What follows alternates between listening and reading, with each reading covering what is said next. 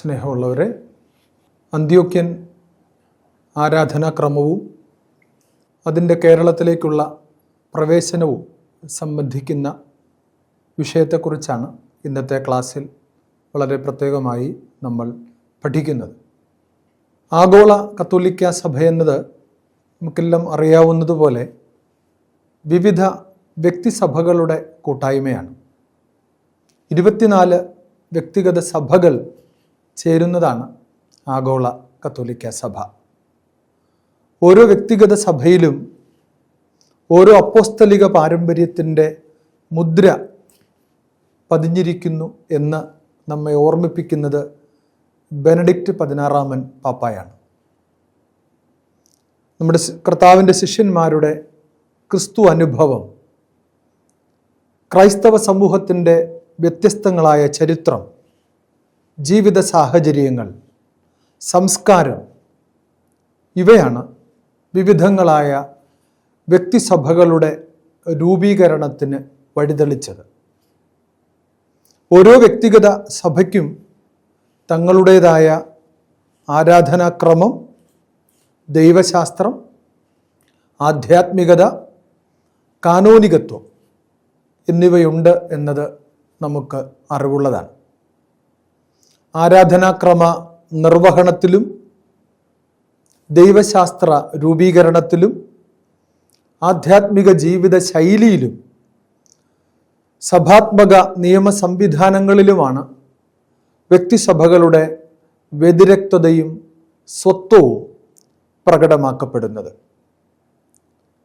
വ്യക്തിസഭകളുടെ പാരമ്പര്യങ്ങളെ കുറവുകൂടാതെയും കലർപ്പില്ലാതെയും പൂർണ്ണമായും സംരക്ഷിക്കണമെന്നുള്ളതാണ് കത്തോലിക്ക സഭയുടെ പ്രബോധനം.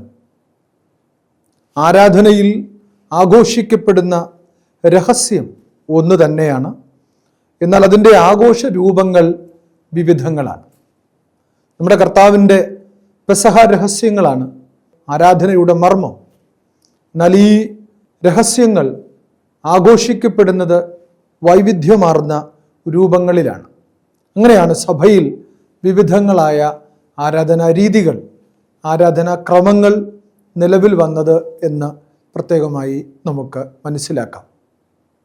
ഇന്ന് അന്ത്യോക്യൻ ആരാധനാക്രമത്തെ സംബന്ധിക്കുന്ന കാര്യങ്ങളാണ് വളരെ വിശദമായി നമ്മൾ മനസ്സിലാക്കുവാൻ പരിശ്രമിക്കുന്നത്. പാശ്ചാത്യ സുറിയാനി ആരാധനാക്രമം പലപ്പോഴും അന്ത്യോക്യൻ ആരാധനാക്രമം എന്നാണ് സംബോധന ചെയ്യപ്പെടുന്നത്. ക്രിസ്തീയ പാരമ്പര്യത്തിലെ വളരെ പുരാതനവും അതിശ്രേഷ്ഠവുമായ അന്ത്യോക്യൻ ആരാധനാക്രമ പാരമ്പര്യമാണ് മലങ്കര സുറിയാനി കത്തോലിക്ക സഭ ഉപയോഗിക്കുന്നത്. ഈ ആരാധനാക്രമം പിന്തുടരുന്ന അനേക സഭകൾ ഇന്ന് ലോകത്തിലുണ്ട്. വളരെ പ്രത്യേകമായി കത്തോലിക്ക സഭയിൽ മാറോണീത്ത സഭയും അന്ത്യോക്യയിലെ സുറിയാനി കത്തോലിക്ക സഭയും മലങ്കര സുറിയാനി കത്തോലിക്ക സഭയും ഈ ആരാധനാക്രമ പൈതൃകം പേറുന്ന സഭകളാണ്. കത്തോലിക്ക സഭയ്ക്ക് പുറത്ത് സിറിയക് ഓർത്തഡോക്സ് സഭയും കേരളത്തിലെ മലങ്കര സിറിയക് ഓർത്തഡോക്സ് സഭയും മലങ്കര ഓർത്തഡോക്സ് സിറിയൻ സഭയും വളരെ പ്രത്യേകമായി ഈ ആരാധനാക്രമം പിന്തുടരുന്ന മറ്റ് സഭകളാണ്. കേരളത്തിലെ തൊഴിയൂർ സഭയിലും ഈ അന്ത്യോക്യൻ ആരാധനാക്രമ പാരമ്പര്യമാണ് അവർ പിന്തുടർന്ന് വരുന്നത്. ആ വിധത്തിൽ അനേക ആരാധനാക്രമങ്ങൾക്ക് ജന്മം നൽകുവാൻ ഇടയായ ഒരു ആരാധനാക്രമം എന്ന നിലയിലാണ് അന്ത്യോക്യൻ ആരാധനാക്രമത്തെ ഇന്ന് ലോകത്തിൽ ആരാധനാക്രമ പണ്ഡിതന്മാർ വ്യാഖ്യാനിക്കുന്നത്. വളരെ ചിട്ടയായ നിയതമായ ക്രമങ്ങളാണ് അന്ത്യോക്യൻ ആരാധനാക്രമത്തിൻ്റെ ഏറ്റവും വലിയ പ്രത്യേകത.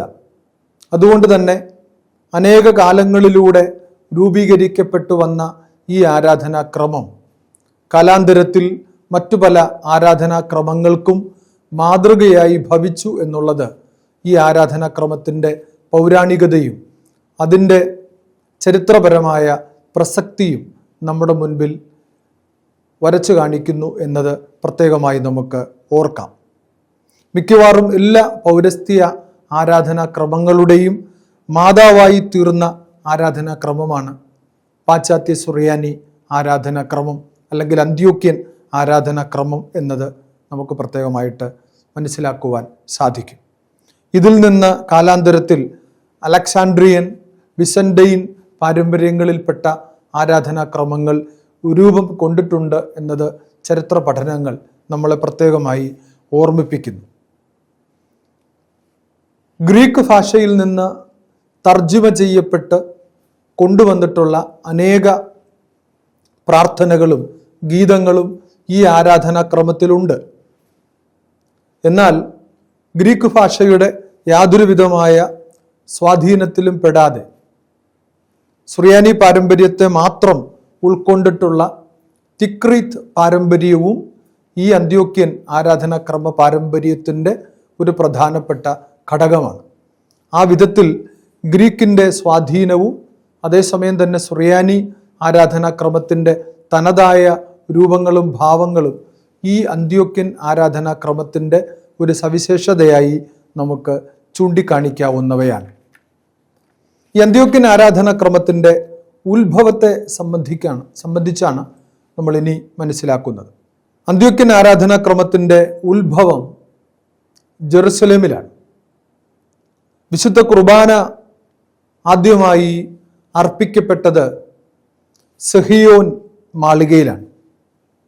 ഈ സെഹിയോൻ മാളികയിൽ വെച്ചാണ് പെന്തിക്കോസ്തി ദിനത്തിൽ സഭ ഔദ്യോഗികമായി ഉദ്ഘാടനം ചെയ്യപ്പെട്ടത് എന്ന് നമ്മുടെ ആരാധനാക്രമം നമ്മളെ പ്രത്യേകമായി ഓർമ്മിപ്പിക്കുന്നു. ഈ മാളികയിൽ നമ്മുടെ കർത്താവിൻ്റെ സഹോദരൻ മാർ യാക്കോബ് ശ്ലീഹ, ജെറുസലേം സഭയുടെ ആദ്യത്തെ അധ്യക്ഷൻ, അദ്ദേഹത്തിൻ്റെ നേതൃത്വത്തിൽ ആരാധനാ സമൂഹമായി ഒരുമിച്ച് ചേർന്ന് ആദ്യമായി പരിശുദ്ധ ബലിയർപ്പിച്ചു. സഭയുടെ പിള്ളത്തൊട്ടിലായി വിശേഷിപ്പിക്കപ്പെടുന്ന ഈ ജെറുസലേമിൽ അനുഷ്ഠിക്കപ്പെട്ട ഈ ആരാധനാ ക്രമമാണ് ലോകത്തിലെ ഏറ്റവും പുരാതനമായ ആരാധനാക്രമം എന്ന് ചരിത്രം പ്രത്യേകമായി നമ്മളെ ഓർമ്മിപ്പിക്കുന്നു. മാർ ദിവന്നാസിയോസ് ബർസലീബി പരിശുദ്ധ കുർബാനയുടെ വ്യാഖ്യാനത്തെ സംബന്ധിച്ച് അദ്ദേഹം എഴുതിയിട്ടുള്ള പുസ്തകത്തിൽ ഇപ്രകാരം അദ്ദേഹം പറയുന്നു: പെന്തിക്കോസ്തി പെരുന്നാളിൽ പരിശുദ്ധാത്മാവിനെ സ്വീകരിച്ച ശിഷ്യ സമൂഹം അതിനെ തുടർന്നുള്ള തിങ്കളാഴ്ച ദിവസം വിശുദ്ധ മൂറോൻ കൂദാശ ചെയ്യുകയും അതിനെ തുടർന്ന് ചൊവ്വാഴ്ച ബലിപീഠ കൂദാശ നിർവഹിക്കുകയും പരിശുദ്ധ കുർബാനയുടെ ക്രമങ്ങൾ ചിട്ടപ്പെടുത്തി ബുധനാഴ്ച പരിശുദ്ധ കുർബാന ആദ്യമായി അർപ്പിക്കുകയും ചെയ്തു. അതുകൊണ്ടാണ് നമ്മൾ സ്വാഭാവികമായി പെന്തിക്കോസ്തി പെരുന്നാളിന് ശേഷമുള്ള ബുധനാഴ്ച വിശുദ്ധ യാക്കോബ് ശ്ലീഹ പരിശുദ്ധ കുർബാന അർപ്പിച്ച ദിനമായി നമ്മുടെ ആരാധനാക്രമത്തിൽ നമ്മൾ മനസ്സിലാക്കുന്നത്. ഈ ജെറുസലേമിൽ അർപ്പിക്കപ്പെട്ട പരിശുദ്ധ കുർബാനയുടെ തക്സ അത് സുറിയാനി ഭാഷയിലായിരുന്നു എന്നാണ് ചരിത്രം നമ്മളെ പഠിപ്പിക്കുന്നത്. അങ്ങനെ സുറിയാനി ഭാഷയിൽ എഴുതപ്പെട്ട ഈ ആരാധന ക്രമം അതിൻ്റെ വളർച്ചയുടെ നാളുകളിൽ അത് അന്ത്യോക്യയിലാണ് അതിൻ്റെ പൂർണ്ണമായ വികാസം പ്രാപിക്കുന്നത്. AD 70 ജെറുസലേം നശിപ്പിക്കപ്പെടുന്നു. അതിനുശേഷം അന്ത്യോക്യ ക്രൈസ്തവരുടെ പ്രധാന സഭാ കേന്ദ്രമായി തീരുന്നു. ആ കാലത്ത് അന്ത്യോക്യ കിഴക്കിൻ്റെ രാജ്ഞി എന്നാണ് സഭാമണ്ഡലത്തിൽ അറിയപ്പെട്ടു വന്നത്. അന്ത്യോക്യ പുരാതന സിറിയയുടെ തലസ്ഥാനമായിരുന്നു. യേശുവിൻ്റെ അനുയായികൾ, ശിഷ്യന്മാർ, ക്രിസ്ത്യാനികൾ എന്ന് വിളിക്കപ്പെട്ടത് അന്ത്യോക്യയിലാണ്. അന്ത്യോക്യയിൽ സഭ വളരുവാൻ തുടങ്ങിയതിനു ശേഷം ആരാധനാക്രമത്തിന് ബാഹ്യമായ ചിട്ടയും ക്രമവും ഉണ്ടാകുവാൻ തുടങ്ങിയെന്ന് നമുക്ക് മനസ്സിലാക്കാൻ സാധിക്കും. കർത്താവിൻ്റെ സഭയെ കത്തോലിക്ക സഭയെന്ന് ആദ്യമായി വിളിക്കുന്നതും അന്ത്യോക്യയിലെ വിശുദ്ധനായ ഇഗ്നേഷ്യസാണ്. അന്ത്യോക്യയിൽ അന്ന് വേദപാഠശാലകൾ ഉണ്ടായിരുന്നു. ആ കാലത്തുണ്ടായിരുന്ന വേദശാസ്ത്ര പണ്ഡിതന്മാർ വിശുദ്ധ ജോൺ ക്രിസോസ്റ്റോം, മാർ തെയോഫിലോസ് എന്നിവരെല്ലാം ഈ ആരാധനാക്രമ രൂപീകരണത്തിൽ നിർണായകമായ പങ്ക് വഹിച്ചിട്ടുള്ളവരാണ്. ഈ ആരാധനാക്രമം അന്ത്യോക്യയിൽ സാവധാനത്തിൽ വളരുകയും അങ്ങനെ സുറിയാനിയിലായിരുന്ന ഈ ആരാധനാക്രമം വളരെ പ്രത്യേകമായി വിശുദ്ധ യാക്കോബിൻ്റെ തക്സ അന്ത്യോക്യയിൽ വച്ച് ഗ്രീക്ക് ഭാഷയിലേക്ക് പരിഭാഷപ്പെടുത്തുകയും ചെയ്തു. അതോടുകൂടി അതിൻ്റെ മേന്മയും പ്രാമാണ്യവും അതിൻ്റെ സ്വീകാര്യതയും വർദ്ധിച്ചു എന്നുള്ളതാണ്. മറ്റ് പല ആരാധനാക്രമങ്ങൾക്കും ജന്മം നൽകുന്നതിനുള്ള ഒരു സാധ്യതയും ഗ്രീക്ക് ഭാഷയിലേക്കുള്ള ഇതിൻ്റെ തർജ്ജമയിലൂടെ ഉണ്ടായി എന്ന് ചരിത്രം നമ്മളെ പ്രത്യേകമായി പഠിപ്പിക്കുന്നു. ജെറുസലേമിൽ ഉത്ഭവിച്ച് അന്ത്യോക്യയിൽ വളർന്ന ഈ ആരാധനാക്രമത്തിൻ്റെ വളർച്ചയിൽ നിർണായകമായ സ്വാധീനം എഡേസ എന്ന സഭാ കേന്ദ്രത്തിനുണ്ടായിരുന്നു എന്നുള്ളത് നമ്മുടെ ആരാധനാക്രമത്തിൻ്റെ ഏറ്റവും പ്രധാനപ്പെട്ട ഒരു സവിശേഷതയാണ്. സുറിയാനി ആരാധനാക്രമത്തിൻ്റെ കേന്ദ്രമെന്ന് വിശേഷിപ്പിക്കാവുന്ന എഡേസ അന്ത്യോക്യയിൽ വളർന്ന ഈ ആരാധനാക്രമത്തിൽ ഉണ്ടാക്കിയ സ്വാധീനം വളരെ വലുതാണ്. എഡേസ സിറിയയുടെയും മെസപ്പൊട്ടോമിയയുടെയും അതിർത്തിയിലുള്ള ഒരു ക്രിസ്ത്യൻ കേന്ദ്രമായിരുന്നു. സഭാപിതാവായ വിശുദ്ധ അപ്രേം സ്ഥാപിച്ച മതപാഠശാല അത് എഡേസയിലാണ്. നമ്മുടെ ആരാധനാക്രമത്തിൻ്റെ അനേക പ്രാർത്ഥനകളും ഗീതങ്ങളും രചിക്കപ്പെട്ടത് ഈ എഡേസയിൽ വെച്ചാണ്. അവിടെ ആയിരുന്ന വിശുദ്ധ അപ്രേമിൻ്റെ ഗീതങ്ങളും പ്രാർത്ഥനകളും നമ്മുടെ ആരാധനാക്രമത്തിൻ്റെ അവിഭാജ്യ ഘടകങ്ങളായി മാറിയിട്ടുണ്ട്. അതോടൊപ്പം സെറൂഗിലെ വിശുദ്ധ യാക്കോബിൻ്റെ പ്രഭാഷണങ്ങളും അദ്ദേഹത്തിൻ്റെ ഗീതങ്ങളുമെല്ലാം നമ്മുടെ ആരാധനാക്രമത്തിൻ്റെ ഏറ്റവും പ്രധാനപ്പെട്ട ഭാഗമാണ്. എഡേസ ആ വിധത്തിൽ നമ്മുടെ ആരാധനാക്രമത്തിൽ ഉണ്ടാക്കിയ സ്വാധീനം വളരെ വലുതാണ്. അങ്ങനെ ഈ 3 കേന്ദ്രങ്ങളിലൂടെയാണ് അന്ത്യോക്യൻ ആരാധനാക്രമം അതിൻ്റെ പരിപൂർണമായ വളർച്ചയിലേക്ക് എത്തിച്ചേരുന്നത്. ഈ ആരാധനാക്രമം അതിൻ്റെ തുടക്കത്തിൽ യാക്കോബ് ശ്ലീഹായുടെ പേരിലുള്ള കുർബാന തക്സയിൽ ആരംഭിച്ച് അതിൻ്റെ വിവിധ ഘട്ടങ്ങളിൽ ആരാധനാക്രമത്തിൻ്റെ പൂർണ്ണമായ ഒരു വളർച്ചയിൽ എത്തുന്നത് 7-ാം നൂറ്റാണ്ടോടുകൂടിയാണ്. ജെറുസലേമിൽ സുറിയാനി ഭാഷയിൽ രചിക്കപ്പെട്ട യാക്കോബ് ശ്ലീഹായുടെ കുർബാന തക്സ 4-ാം നൂറ്റാണ്ടോടുകൂടി അന്ത്യോക്യയിൽ വെച്ച് ഗ്രീക്ക് ഭാഷയിലേക്ക് മൊഴിമാറ്റം നടത്തപ്പെടുകയും അതിനെ തുടർന്ന് പല ഘട്ടങ്ങളിലും ഈ തക്സായുടെ ക്രോഡീകരണം ഉണ്ടാവുകയും ചെയ്തിട്ടുണ്ട്. എന്നാൽ ഒരു കാര്യം ചരിത്ര പണ്ഡിതന്മാർ പ്രത്യേകമായി പറയുന്നത് 4-ാം നൂറ്റാണ്ടിന് ശേഷം ഈ ആരാധനാ ക്രമത്തിൽ വിശുദ്ധ യാക്കോബ് ശ്ലീഹായുടെ ഈ തക്സായിൽ അതിൻ്റെ മൗലികമായ അംശങ്ങൾക്ക് യാതൊരു മാറ്റവും വന്നിട്ടില്ല എന്നുള്ളതാണ്. ബാഹ്യമായ ചില ക്രമീകരണങ്ങൾ ഉണ്ടായിട്ടുണ്ട് എന്നതൊഴിച്ചാൽ അതിൻ്റെ മൗലികമായ അംശങ്ങൾ അതുപോലെ നിലനിർത്തി പോരുകയാണ് ഉണ്ടായത്. 6-ാം നൂറ്റാണ്ടിൽ ഈ ആരാധനാക്രമം പ്രത്യേകമായി ക്രോഡീകരിക്കപ്പെട്ടു.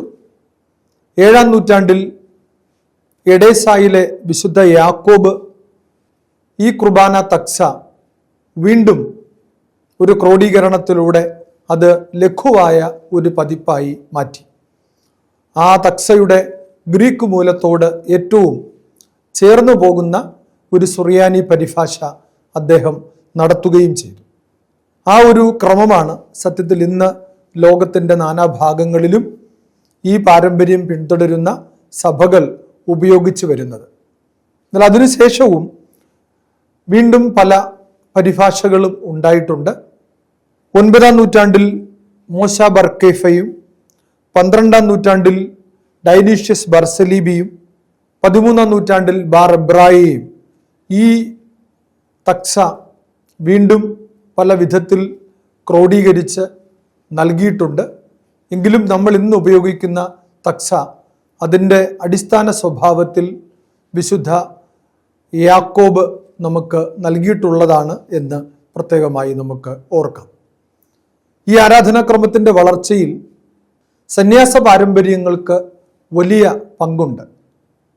ഈ ആരാധനാക്രമം പല വിധത്തിൽ വൈവിധ്യപൂർണമായിട്ടാണ് വളർന്നു വന്നത് എന്നത് പ്രത്യേകമായി നമ്മൾ ഓർക്കണം. ഓരോ ദയറാകൾക്കും പ്രത്യേകം പാരമ്പര്യങ്ങളും ക്രമങ്ങളും ഉണ്ടായിട്ടുണ്ട്. കേരളത്തിലേക്ക് നൽകപ്പെട്ട ക്രമം ഗ്രീക്ക് സ്വാധീനത്തിൽപ്പെടാത്ത തിക്രീത്ത് പാരമ്പര്യം 19-ാം നൂറ്റാണ്ടിൽ നമ്മുടെ നാട്ടിലേക്ക് നമുക്ക് ലഭിച്ചത് ഈ പാരമ്പര്യമാണ് എന്നാണ് പണ്ഡിതന്മാർ അവകാശപ്പെടുന്നത്. ഓരോരോ ആശ്രമങ്ങളിൽ പ്രത്യേകമായ വിധത്തിൽ നടത്തപ്പെട്ടു വന്ന ഈ ആരാധനാക്രമങ്ങൾ ഒരു ഏകീകരണത്തിലേക്ക് പൂർണ്ണമായി എത്തുവാൻ ഇപ്പോഴും സാധിച്ചിട്ടില്ല എന്നത് പ്രത്യേകമായി നമ്മൾ മനസ്സിലാക്കണം.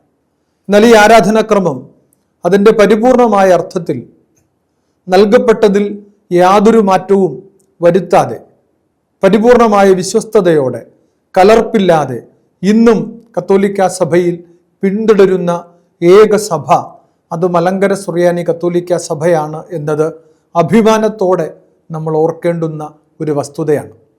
ഈ ആരാധനാക്രമത്തിൽ മറ്റ് ആരാധനാക്രമങ്ങളുടെ സ്വാധീനം ഇല്ലാതെ അതിനെ സംരക്ഷിക്കുവാൻ നമുക്ക് സാധിക്കുന്നുണ്ട് എന്നുള്ളത് കത്തോലിക്ക സഭയിൽ നമുക്കുള്ള പ്രത്യേകതയും നമ്മുടെ അഭിമാനവുമാണെന്ന് നമ്മൾ പ്രത്യേകമായിട്ട് ഓർക്കണം.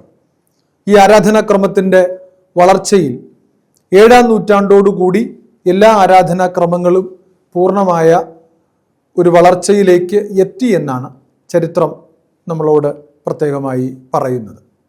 വിശുദ്ധ യാക്കോബ് ശ്ലീഹ ആദ്യമായി കുർബാനയർപ്പിച്ച യാക്കോബിൻ്റെ തക്സായെ അനുകരിച്ചുകൊണ്ട് 80-ലധികം ഹ്രസ്വവും ദീർഘവുമായ കുർബാന തക്സകൾ ഈ പാരമ്പര്യത്തിൻ്റെ ഭാഗമായി ഉണ്ട്. ഇത് പല കാലങ്ങളിൽ പലയിടങ്ങളിൽ രചിക്കപ്പെട്ടവയാണ്. സമീപകാലത്ത് പോലും ഒരു പുതിയ പരിശുദ്ധ കുർബാന തക്സ എഴുതപ്പെട്ടിട്ടുണ്ട് എന്ന് ചരിത്ര പഠനങ്ങളിലൂടെ തെളിയിക്കപ്പെട്ടിട്ടുണ്ട്. യാക്കോബിൻ്റെ അനാഫുറ ഒരു മാതൃകയായി സ്വീകരിച്ചുകൊണ്ട് രചിക്കപ്പെട്ടിട്ടുള്ളവയാണ് മറ്റെല്ലാ കുർബാന ക്രമങ്ങളും. അങ്ങനെ 80-ലധികം കുർബാന ക്രമങ്ങളുള്ള ഒരു സഭയായി ആഗോള സഭയിൽ ഈ പാരമ്പര്യം പിന്തുടരുന്ന സഭകൾ നിലനിൽക്കുന്നുണ്ട് എന്ന് നാം മനസ്സിലാക്കേണ്ടതുണ്ട്. കൂദാശക്രമങ്ങളും പെരുന്നാൾ ക്രമങ്ങളും മറ്റ് പ്രാർത്ഥനാക്രമങ്ങളുമെല്ലാം 7-ാം നൂറ്റാണ്ടോടുകൂടെ അതിൻ്റെ അന്തിമമായ രൂപത്തിലേക്ക് എത്തിച്ചേർന്നു എന്ന് നാം മനസ്സിലാക്കുന്നു.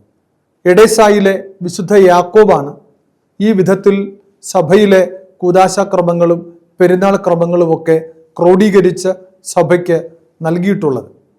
നമ്മൾ ഉപയോഗിക്കുന്ന പ്രതിവാര പ്രാർത്ഥന പുസ്തകം നമ്മുടെ ശീമോ നമസ്കാരം അത് 7-ാം നൂറ്റാണ്ടോടുകൂടെ നമ്മൾ ഇന്ന് കാണുന്ന രൂപത്തിലേക്ക് എത്തി എന്നാണ് പഠനങ്ങൾ തെളിയിച്ചിട്ടുള്ളത്.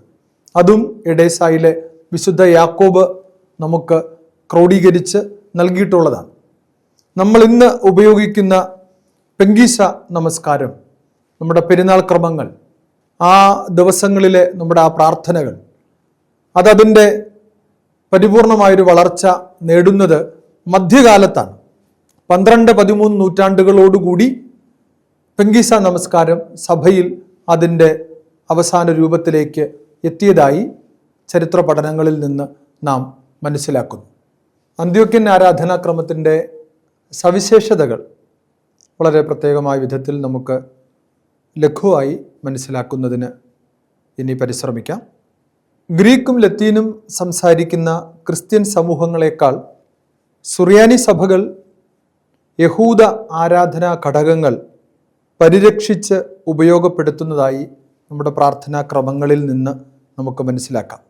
സുറിയാനി സഭയിൽ യഹൂദ ആരാധനാ പാരമ്പര്യങ്ങൾ സ്വീകരിക്കപ്പെടാനുള്ളതിൻ്റെ കാരണം സുറിയാനി പ്രദേശങ്ങളിൽ അനേകം യഹൂദർ ക്രിസ്തുമത വിശ്വാസികളായി മാറി എന്നുള്ളതാണ്. അതുകൊണ്ട് തന്നെ യഹൂദ ആരാധനാ ഘടകങ്ങളുടെ ഒരു കടന്നുവരവ് അതിലൂടെ സംഭവിച്ചിട്ടുണ്ട് എന്ന് നമ്മുടെ ഈ അന്ത്യോക്യൻ സുറിയാനി ആരാധനാക്രമം നമ്മളോട് പ്രത്യേകമായി പറയുന്നു. ഈ ആരാധനാക്രമത്തിൽ വളരെ പ്രത്യേകമായ വിധത്തിൽ പ്രവാചകന്മാരോടും ശ്ലീഹന്മാരോടും പ്രത്യേകമായ മധ്യസ്ഥത അപേക്ഷിക്കുന്ന പ്രാർത്ഥനകൾ ഉണ്ട്. നമ്മുടെ ആരാധനാക്രമം പഴയ നിയമ പിതാക്കന്മാർക്കും വിശുദ്ധർക്കും അപ്പോസ്തലന്മാരോടുമൊപ്പമുള്ള സ്ഥാനം നൽകി ആരാധനാക്രമത്തിൽ ഉൾപ്പെടുത്തിയിട്ടുണ്ട് എന്നത് പ്രാർത്ഥനകൾ നടത്തുമ്പോൾ നമ്മൾ ശ്രദ്ധിക്കുന്നതാണ്. ഈ ആരാധനാക്രമം 7 നേരങ്ങളിലുള്ള പ്രാർത്ഥന കൃത്യമായി നിഷ്കർഷിക്കുന്നു.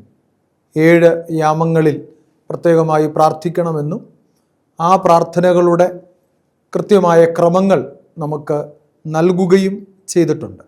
ഈ അന്ത്യോക്യൻ ആരാധനാക്രമത്തിൻ്റെ ഒരു പ്രധാന സവിശേഷത സങ്കീർത്തന പാരായണമാണ്, സങ്കീർത്തന ആലാപനമാണ്.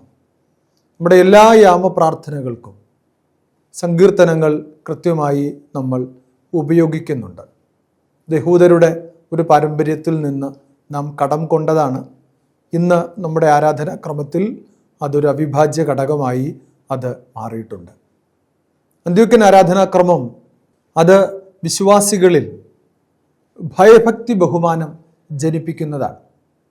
നമ്മുടെ പരിശുദ്ധ കുർബാന അർപ്പണമാണെങ്കിലും മറ്റിതര കൂദാശകളുടെ അനുഷ്ഠാനങ്ങളാണെങ്കിലും എപ്പോഴും വിശ്വാസിയിൽ അതിൽ പങ്കുചേരുന്നവരിൽ സ്വർഗീയമായ അനുഭവം സമ്മാനിക്കുന്നതോടൊപ്പം അവരുടെ ഉള്ളിൽ ഭക്തിയും ദൈവവിശ്വാസത്തിൻ്റെ ആഴങ്ങളിൽ എത്തുമ്പോഴുള്ള ബഹുമാനവും ഭയവും അവരുടെ ഉള്ളിൽ ജനിപ്പിക്കുന്നു എന്നത് നമ്മുടെ ആരാധനാക്രമത്തിൻ്റെ വലിയ ഒരു സവിശേഷതയാണ്.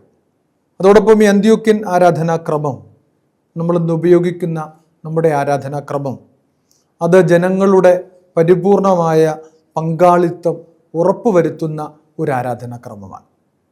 വളരെ കൃത്യമായ നിലയിൽ എല്ലാ പ്രാർത്ഥനകൾക്കും കൃത്യമായ പ്രതിവാക്യങ്ങൾ ഉൾപ്പെടുത്തിയിട്ടുള്ള ഒരു ആരാധനാക്രമമാണ്.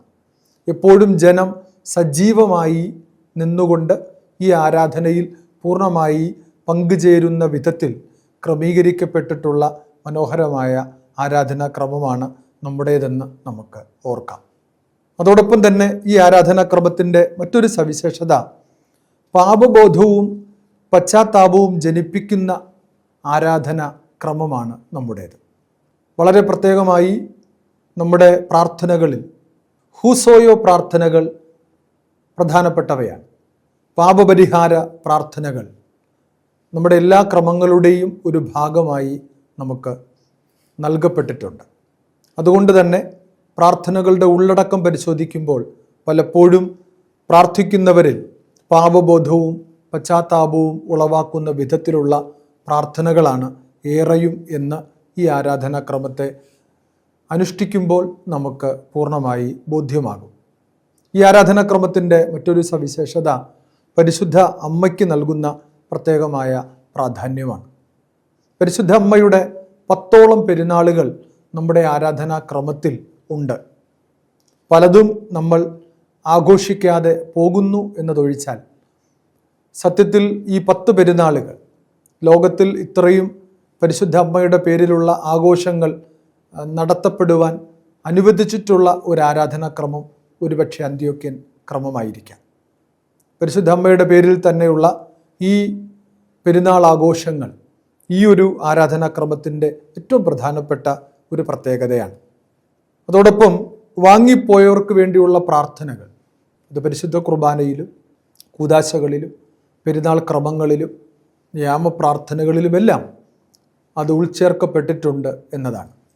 അവരും നമ്മളോടൊപ്പം ആയിരുന്നു കൊണ്ട് ഒരേ സംസർഗത്തിൽ ദൈവത്തെ ആരാധിക്കുന്നു എന്ന അനുഭവമാണ് ഈ ആരാധനാക്രമം നമുക്ക് നൽകുന്നത്. വേദപുസ്തക അടിസ്ഥാനം ഈ ആരാധനാക്രമത്തിൻ്റെ ഏറ്റവും വലിയ പ്രത്യേകതകളിൽ ഒന്നാണ്. ഈ ആരാധനാക്രമത്തിൻ്റെ ഒരു ഉറവിടമായി തന്നെ വേദപുസ്തകത്തെ നമ്മൾ മനസ്സിലാക്കേണ്ടതുണ്ട്. ഈ വേദപുസ്തകത്തെ അടിസ്ഥാനപ്പെടുത്തിക്കൊണ്ടാണ് ഇതിലെ പ്രാർത്ഥനകൾ പലതും രചിക്കപ്പെട്ടിട്ടുള്ളത്. വേദപുസ്തകത്തിൽ ഊന്നി നിന്നുകൊണ്ട് കർത്താവിൻ്റെ വചനാധിഷ്ഠിതമായ ഒരു ആരാധനയാണ് അന്ത്യോക്യൻ ആരാധനാക്രമം നമ്മളുമായി പങ്കുവയ്ക്കുന്നത്. ഈ ആരാധനയുടെ ഏറ്റവും പ്രധാനപ്പെട്ട മറ്റൊരു സവിശേഷത അതിൻ്റെ രഹസ്യാത്മകതയാണ്.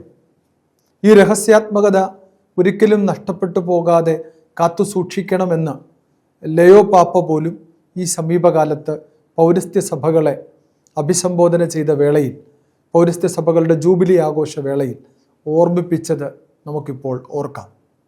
ഈ ആരാധനാക്രമത്തിൻ്റെ ഏറ്റവും പ്രധാനപ്പെട്ട സവിശേഷതയായി ചിത്രീകരിക്കപ്പെടുന്നതും ആരാധനയുടെ ഈ രഹസ്യാത്മകതയാണ്. അത് ആരാധനാവേളയിൽ അതനുഭവിക്കാൻ, ആ ശാന്തതയും ആ നിശബ്ദതയും ധ്യാനിക്കുവാൻ, കർത്താവിൻ്റെ രക്ഷാകരമായ രഹസ്യങ്ങളുടെ ഉള്ളറകളിലേക്ക് പ്രവേശിക്കുവാൻ പലപ്പോഴും നമുക്ക് സാധിക്കുന്ന വിധത്തിൽ ഈ ആരാധനാക്രമം തന്നെ അതിൻ്റെ രഹസ്യാത്മകതയെ നിലനിർത്തിക്കൊണ്ടാണ് സൃഷ്ടിക്കപ്പെട്ടിട്ടുള്ളത് എന്ന് നമ്മൾ പ്രത്യേകമായി മനസ്സിലാക്കുന്നു. അതുകൊണ്ട് തന്നെ അടയാളങ്ങളും പ്രതീകങ്ങളും ഈ രഹസ്യാത്മകത അനാവരണം ചെയ്യുന്നതിനുള്ള മാർഗങ്ങളായിട്ടാണ് നമ്മളതിനെ മനസ്സിലാക്കുന്നത്. അങ്ങനെ അടയാളങ്ങളിലൂടെ, പ്രതീകങ്ങളിലൂടെ ഈ ആരാധനയുടെ രഹസ്യാത്മകത വിശ്വാസിയിലേക്ക് എത്തുകയാണ്. ആഴമാർന്ന ഈ ആരാധന അനുഭവത്തിലേക്ക് പ്രവേശിക്കുവാൻ ആരാധനയുടെ രഹസ്യാത്മകത കാത്തു സൂക്ഷിക്കേണ്ടത് ഒരു അനിവാര്യതയാണെന്നും നമ്മൾ പ്രത്യേകമായിട്ട് ഓർക്കണം. അതുപോലെ പ്രാർത്ഥനകളുടെ ആവർത്തന പ്രകൃതം അത് അന്ത്യോക്യൻ ആരാധനാക്രമത്തിൻ്റെ ഒരു സവിശേഷതയാണ്. ഒരേ കാര്യം തന്നെ പല രീതിയിൽ നമ്മൾ ആവർത്തിക്കുകയോ ഒരു പ്രാർത്ഥന തന്നെ വീണ്ടും ആവർത്തിച്ച് ചൊല്ലുകയോ ചെയ്യുന്ന വിധത്തിൽ നമ്മുടെ ആരാധനാക്രമത്തിൽ പലപ്പോഴും പല പ്രാർത്ഥനകളും നമുക്ക് കാണുവാൻ സാധിക്കും. അതോടൊപ്പം തന്നെ നമ്മുടെ ആരാധനാക്രമം, അന്ത്യോക്യൻ ആരാധനാക്രമം സംഗീതാത്മകമാണ്. ഒരു പാട്ട് തന്നെ 8 വിധത്തിൽ പാടാവുന്ന രൂപത്തിൽ അത് എഴുതപ്പെടുകയും അത് സംഗീതം നൽകി ചിട്ടപ്പെടുത്തുകയും ചെയ്തിട്ടുണ്ട് എന്ന് നമ്മൾ പ്രത്യേകമായിട്ട് ഓർക്കണം. ഈ 8 വിധത്തിൽ പാടുന്നതിൻ്റെ ക്രമീകരണങ്ങൾ നമ്മൾ കൃത്യമായി പഠിച്ചാൽ ഒരുപക്ഷെ ലോകത്ത് ഇത്രയും മനോഹരമായ ആരാധനാക്രമ സംഗീതം മറ്റൊരു പാരമ്പര്യത്തിലും ഇല്ല എന്ന് തന്നെ നമ്മൾ പറയേണ്ടി വരും. ഒരു ഗാനം 8 വിധത്തിൽ പാടാവുന്ന രൂപത്തിൽ പിതാക്കന്മാർ വളരെ കൃത്യതയോടുകൂടെ അത് ചിട്ടപ്പെടുത്തി നമുക്ക് നൽകിയിട്ടുണ്ട്. അതിൽ 1-2 രീതികൾ മാത്രമാണ് നമ്മൾ ഇവിടെ പലപ്പോഴും ഉപയോഗിക്കുന്നത്.